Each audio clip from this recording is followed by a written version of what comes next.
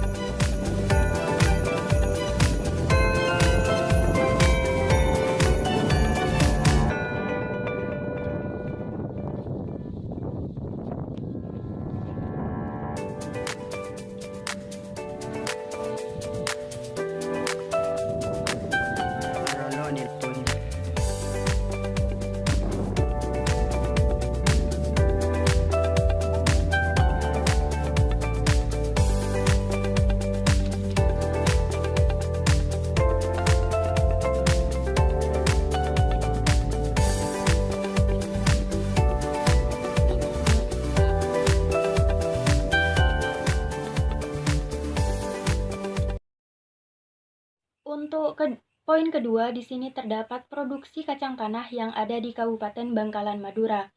Menurut Badan Pusat Statistika, produksi kacang tanah mencapai 713.000 ton di Indonesia.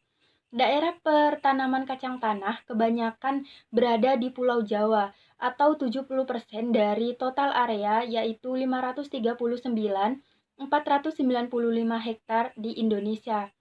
Untuk Sumatera dan Nusa Tenggara berada pada urutan kedua dan ketiga dengan luas areal masing-masing 46.908 hektar dan 45.714 hektar. Untuk sentra produksi yang masih terbatas ini berada pada kabupaten di Jawa Timur, Jawa Tengah, dan Jawa Barat, dan beberapa daerah di Nusa Tenggara Barat dan Sulawesi Selatan. Untuk tanaman kacang tanah, sebagian besar dilaksanakan pada musim hujan di lahan kering, yaitu sekitar 64% dan 36%, dan sisanya dilaksanakan pada musim kemarau di lahan sawah irigasi. Sedangkan untuk Kabupaten Bangkalan sendiri yang ada di Jawa Timur merupakan salah satu sentral pengembangan tanaman pangan, yaitu kacang tanah, dengan memiliki luas panen lebih dari 15.000 hektar dengan total produksi yang dimiliki yaitu 337.515,91 ton, dan rata-rata produksi lebih dari 12,89 kuintal. Untuk poin ketiga, di sini terdapat harga kacang tanah. Untuk harga kacang tanah yang ada di Kabupaten Bangkalan, ini sebagian besar hasil panen kacang tanah akan dijual langsung kepada tengkulak yang datang ke setiap desa petani tersebut. Sedangkan pada musim panen, harga kacang tanah hanya berkisar antara 3.000 sampai 4.000 per kilogramnya.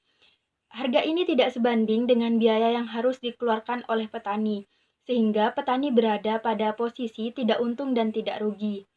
Dapat dilihat di PPT, terdapat tabel yang menunjukkan harga kacang tanah yang diambil pada tahun 2010 sampai 2015, yang menunjukkan harga kacang tanah setiap tahunnya mengalami kenaikan baik dari harga produsen dan harga konsumen. Baik, poin selanjutnya terdapat peluang konsumsi kacang tanah. Pada PPT dapat dilihat terdapat beberapa peluang yang ada pada konsumsi kacang tanah. Sebanyak 85% kacang tanah yang tersedia di Indonesia dimanfaatkan sebagai bahan pangan dengan tingkat konsumsi rata-rata 2,4 kg per kapita per tahunnya, baik dalam bentuk kacang rebus ataupun goreng, dalam bentuk bumbu seperti bumbu pecel ataupun gado-gado, biskuit ataupun permen, dan bahan pangan lainnya yang berbahan dasar kacang tanah. Sementara kacang tanah ini dapat dijadikan sebagai bahan ampas yang diambil dari biji kacang tanah dan diekstrak minyaknya. Kemudian, kacang tanah sendiri dapat digunakan sebagai pembuatan bahan pangan lainnya dari minyak yang diambil dari biji kacang tanah tersebut. Kemudian, daun kacang tanah sendiri dapat dimanfaatkan untuk pakan ternak dan pupuk hijau. Selain itu, kacang tanah juga diambil sebagai pakan ternak. Kulit polong kacang juga dapat dijadikan sebagai briket arang. Untuk selanjutnya terdapat permasalahan dan bagaimana solusi pada komoditas kacang tanah yang ada di Kabupaten Bangkalan. Kacang tanah sendiri memang merupakan komoditas tanaman pangan yang memiliki potensi dan prospek yang baik untuk dikembangkan.